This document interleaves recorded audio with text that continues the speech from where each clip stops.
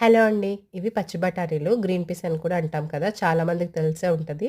నాకు తెలిసిన కొన్ని విషయాలు షేర్ చేసుకుంటాను. ఇవి చలికాలంలో దొరుకుతాయి. నవంబర్, డిసెంబర్ మంత్స్‌లో ఎక్కువగా దొరుకుతా ఉంటాయి. దీనివల్ల చాలా హెల్త్ బెనిఫిట్స్ ఉన్నాయి. ఇవి తీసుకోవడం వల్ల బీపీ, కొలెస్ట్రాల్ రెడ్యూస్ అవ్విద్ది. దీంట్లో ఫైబర్ ఎక్కువగా ఉంటది. ప్లాంట్ బేస్డ్ ప్రోటీన్ కూడా ఉంటది. ఫోలిక్ యాసిడ్ ఉంటది. ప్రెగ్నెంట్ వుమెన్స్‌కి చాలా మంచిది.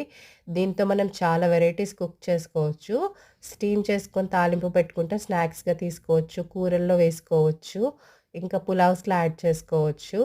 చాలా రకాలు వండుకోవచ్చు.